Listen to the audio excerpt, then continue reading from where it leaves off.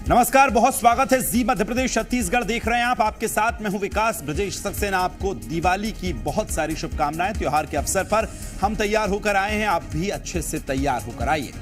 आइए बुलेटिन की शुरुआत करेंगे। एमपी के लिए बीजेपी का संकल्प पत्र बीजेपी अध्यक्ष जेपी नड्डा ने जारी कर दिया है। संकल्प पत्र 2700 रुपए क्विंटल गेहूं खरीदने का इसमें सबसे पहले वादा किया गया। तेंदुपत्ता संग्रहण 4000 रुपए प्रति बोरा देने की बात कही गई। साथ ही 12वीं कक्षा तक मुफ्त शिक्षा की व्यवस्था की गई है। 2700 रुपए प्रति क्विंटल गेहूं खरीदने की बात भी इसमें कही गई। 450 रुपए में लाडली बहनों को सिलेंडर देंगे, ये वादा भी संकल्प पत्र में किया गया। साथ ही ग्वालियर और जबलपुर में मेट्रो शुरू करने का वादा भी किया गया है। अनाज के साथ शक्कर और तेल भी देंगे, ये भी आज इस संकल्प पत्र में देखने को मिला है। साथ ही एम्स के आधार पर मेडिकल कॉलेज बनाने का वादा किया। मिड डे मील में पौष्टिक नाश्ता भी अब शामिल किया जाएगा, उपलब्ध कराया जाएगा। हर डिवीजन में आईटीआई खोलने का प्रयास बीजेपी करेगी, ये भी उन्होंने संकल्प पत्र में कहा। प्रत्येक परिवार में एक रोजगार देने का वादा जो है वो भी संकल्प पत्र में शामिल किया गया। 1,30,00,000 बहनों को पक्के मकान दिए जाएंगे। 3 लाख करोड़ आदिवासी समाज के लिए रीवा और सिंगरौली में नए एयरपोर्ट का निर्माण होगा। मुख्यमंत्री जन आवास योजना शुरुआत की जाएगी। 3100 रुपए क्विंटल धान खरीदे जाएंगे। साथ ही 13 धार्मिक सांस्कृतिक लोक काम जो है उनके लिए भी अब उसमें काम किए जाएंगे। बीजेपी के लिए संकल्प पत्र में महत्वपूर्ण ये वचन है जिनका नड्डा जी ने जिक्र किया है। बीजेपी कभी वादा करके नहीं भूलती, ये भी जेपी नड्डा ने कहा। हम जो वादा करते हैं उन्हें पूरा करते हैं, हम संकल्पों को पूरा करते हैं, ये आज जेपी नड्डा ने कहा। समय के साथ संकल्प पत्र का महत्व घटा है, ये कहते हुए कहा कि विपक्षी पार्टियां वादा करके भूल जाती हैं, ये आज जेपी नड्डा ने कहा है। बीजेपी ने आज अपना संकल्प पत्र जारी कर दिया है। तो जहां एक तरफ कांग्रेस की घोषणाएं हैं जिसमें वचन पत्र हैं और दूसरी तरफ संकल्प पत्र है जिसको बीजेपी ने आज जारी किया है, जिसकी बड़ी बातें सबसे पहले ग्राफिक्स के जरिए आपको बता रहे हैं। और जब संकल्प पत्र का विमोचन हुआ उसके बाद सबसे पहले प्रहलाद पटेल सामने आए और जी मीडिया से बातचीत उन्होंने की और कहा कि ये जो संकल्प पत्र है वो 5 साल का नहीं, आने वाले 20 सालों का रोड मैप तैयार करेगा। हालांकि अब देखना होगा ये 3 दिसंबर की जब सूरज की पहली किरण आएगी उसके साथ नतीजे खोलेंगे और पता चलेगा कि किसके लिए ये बेहतर साबित होगा।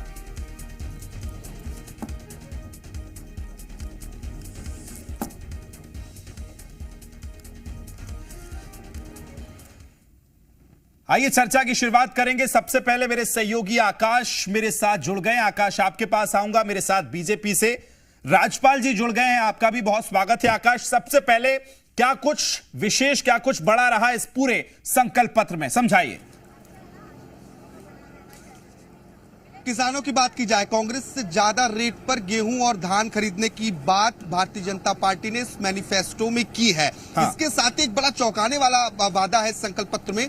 89 विकास खंड है मध्य प्रदेश में जो आदिवासियों के लिए हैं और हर विकास खंड में, हर ब्लॉक में बीजेपी कह रही है कि हम मेडिकल कॉलेज खोलेंगे। और ये एक बड़ा वादा है क्योंकि आदिवासियों की बड़ी आबादी है। हर आदिवासियों के जो ब्लॉक है उसमें मेडिकल कॉलेज के साथ ही एकलव्य विद्यालय खोलने का भी वादा है। लाडली बहनों पर फोकस है। लाडली बहनों को 1000 रुपए, जो 1200 रुपए भी सरकार दे रही है, उस लाभ के साथ ही भारतीय जनता पार्टी उन्हें वो भी देगी, पक्का घर बना के देगी। तमाम जो केंद्रीय नेतृत्व के नेता है वो नेता भी यहाँ पर मौजूद हैं।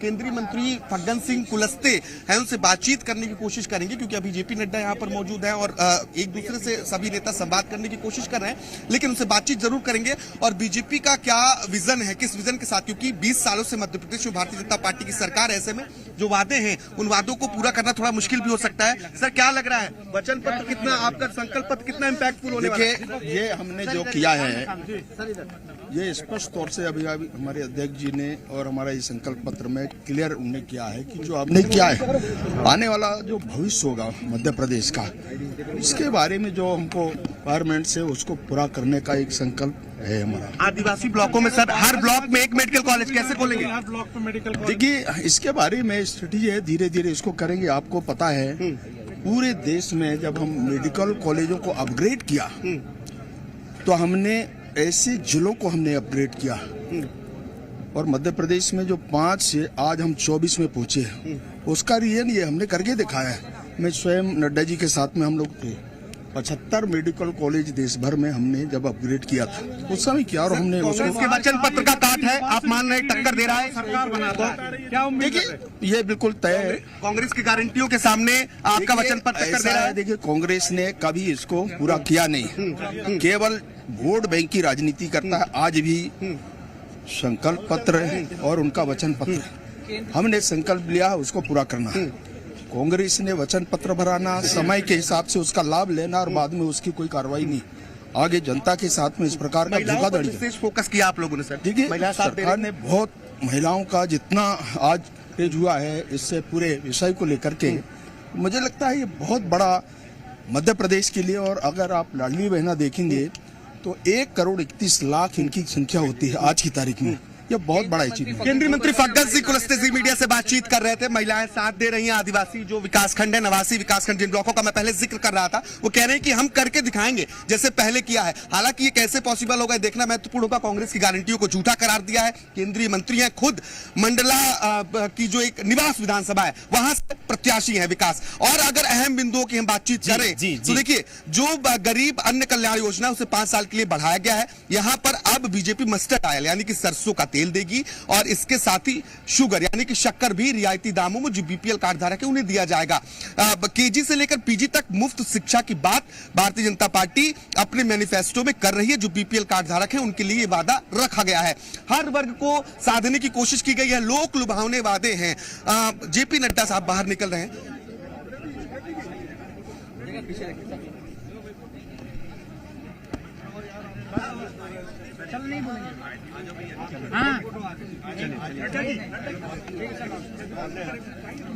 देखिए अब ये जो संकल्प पत्र है जारी हो चुका है और जेपी नड्डा बीजेपी के राष्ट्रीय अध्यक्ष आज शाम को यहाँ पर कार्यकर्ताओं के साथ दिवाली भी मनानी है तो वो उधर के लिए निकल रहे हैं। ये तस्वीरें आप देख सकते हैं कि अब हम बीजेपी प्रदेश अध्यक्ष से जरूर बातचीत करने की कोशिश करेंगे क्योंकि राष्ट्रीय अध्यक्ष भोपाल से जहां से संकल्प पत्र की लॉन्चिंग थी यहां से रवाना हो रहे हैं। और एक बहुत अहम बात जेपी नड्डा ने कही विकास कि राजनीतिक पार्टियां संकल्प पत्र हो या मैनिफेस्टो हो या वचन पत्र हो, इनकी महत्ता धीरे धीरे घटी है क्योंकि राजनीतिक पार्टियां वादा करके भूल जाती हैं। लेकिन बीजेपी को लेकर उन्होंने कहा है कि भारतीय जनता ऐसी पार्टी है जो मॉनिटरिंग करती है और सरकार बनती सरकारें मैनिफेस्टो में जो वादे हैं उन्हें पूरा करने की कोशिश करती हैं। वो हमारा रोड मैप है। ये जेपी नड्डा ने जरूर इस बात को कोट किया है कि चाहे वो मैनिफेस्टो हो, संकल्प पत्र हो या वचन पत्र हो, इनकी महत्ता बीते कुछ सालों में जरूर घटी है। हालांकि बीजेपी की मध्य प्रदेश में 20 सालों से सरकार है और ऐसे में अब जो वादे किए गए हैं ये वादे कितने कारगर साबित होते हैं इस विधानसभा चुनाव के लिहाज से, क्योंकि कांग्रेस भी 900 वादों के साथ 11 गारंटियों के साथ चुनावी मैदान में है। तेंदुपत्ता संग्राहकों के लिए 4000 का प्रावधान उधर भी है, इधर भी किया गया है। गेहूं और धान की एमएसपी पर खरीदी की बात करें तो बीजेपी एक कदम आगे निकल गई है, कांग्रेस से ज्यादा रेट पर किसानों के लिए लेकर आ रही है। लेकिन दूसरी तरफ किसान कर्ज माफी बिल्कुल लौट रहा हूं आकाश आपके पास। मेरे साथ राजपाल जी बीजेपी से प्रवक्ता है। राजपाल जी, सबसे पहले तो आपकी पहली प्रतिक्रिया आपके संकल्प पत्र पर, कितना गेम चेंजर साबित होगा यह संकल्प पत्र जो हमारा है, निश्चित तौर पर मध्य प्रदेश की जनता ने पहले भी हमारे इस प्रकार के संकल्प पत्र पर भरोसा किया और हम भी उनके उस विश्वास पर खरे उतरे हैं। इस संकल्प पत्र के आ जाने के बाद में निश्चित तौर पर मध्य प्रदेश की जनता जहां एक तरफ हम पर विश्वास करेगी, क्योंकि यह संकल्प पत्र जो है ये लुभाने के लिए नहीं है, ये निभाने के लिए हमने दिया है।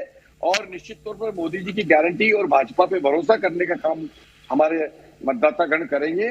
और सरकार बनने के बाद में जिस प्रकार से हमारा एक पार्टी का मॉनिटरिंग सिस्टम है वो इस प्रकार के संकल्प पत्र पर पूरा मॉनिटर करता है और जो सब कमेटी ऑफ मिनिस्टर्स होती है वो इसको पूरी तरीके से इस पे काम करने का काम करती है और पूरा 100% इसको पूरा करने का हम प्रयास करते हैं, बड़ी विनम्रता से प्रयास करते हैं। ये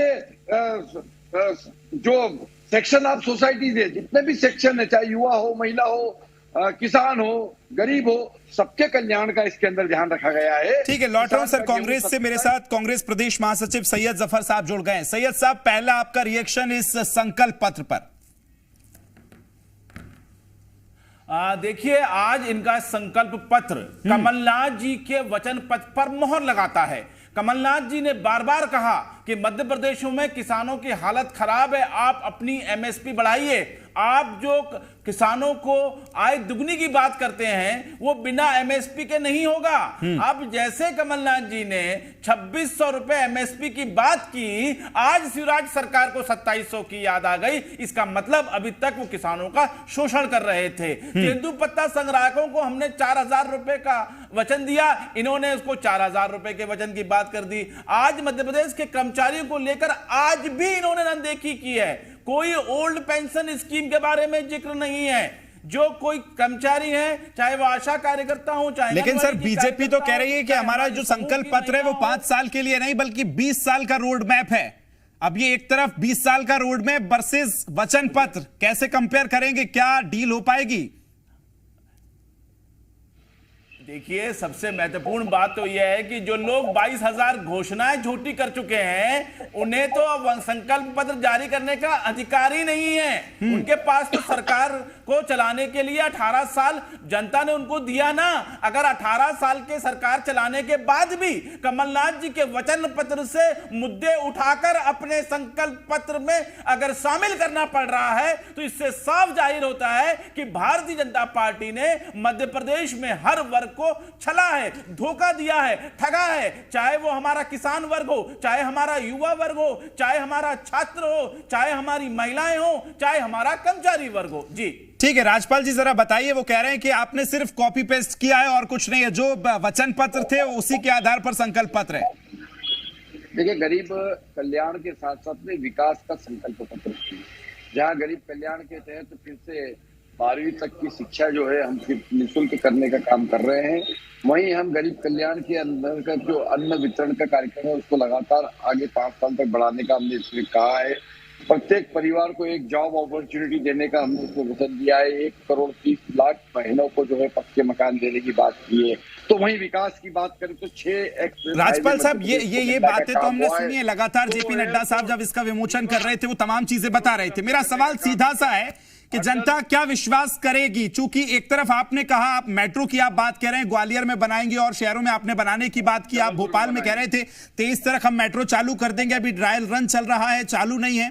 साथ ही आपने तमाम चीजों का जिक्र करा। तो आपको क्या लगता है कि जनता इन पर विश्वास करेगी?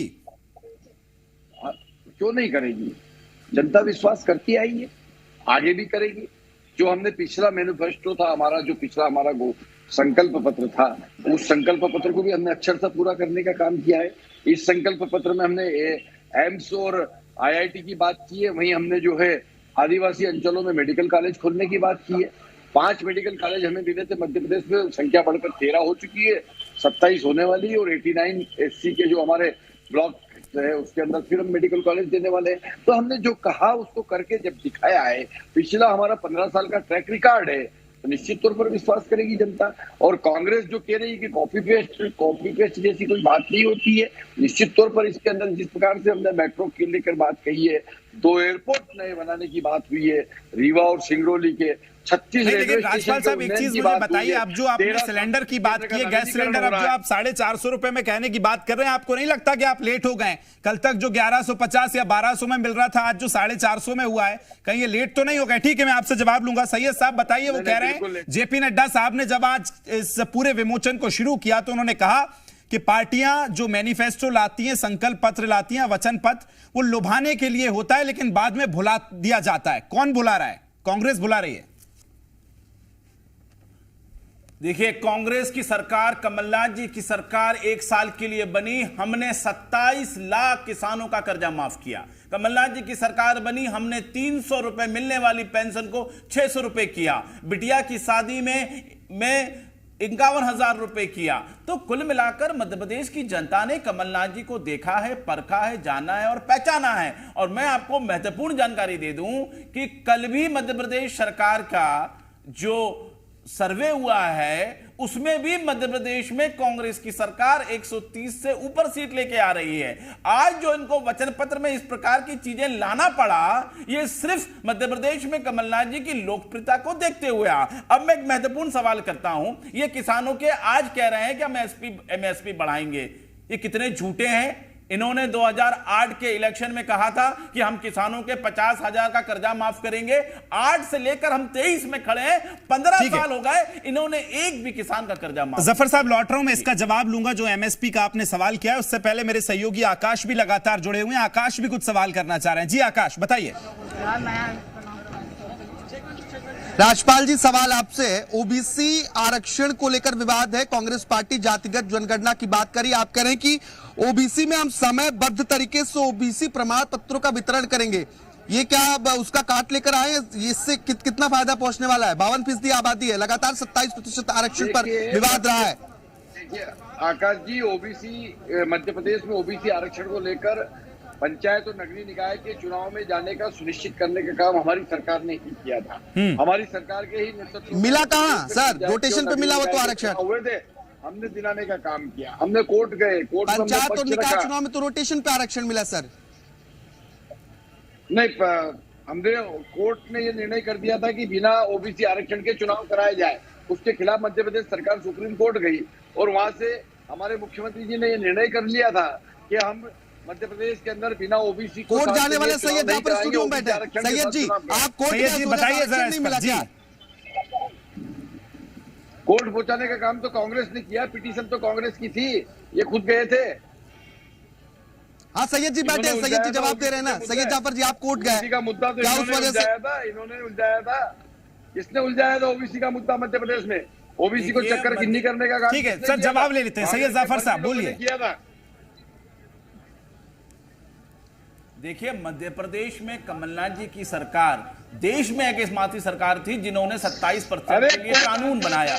मैं इस विषय में आपको एक दिन का मौका और लूंगा, मैं आपसे एक दिन का मौका और लूंगा और आपके इस सवाल के जवाब में तमाचा वही लोग मारेंगे जो आपके साथ खड़े हैं। थोड़ा सा कल तक रुक जाइए। आज हमारा जो मेन विषय है कि कांग्रेस का वचन पत्र जो है और बीजेपी का जो संकल्प पत्र है, उस पर कौन ने कैसे जनता के बीच में काम। बिल्कुल, ये मुहर तो फिर जनता लगाएगी। जफर साहब, राजपाल साहब और आकाश, आप तीनों के पास मैं फिर लौटूंगा।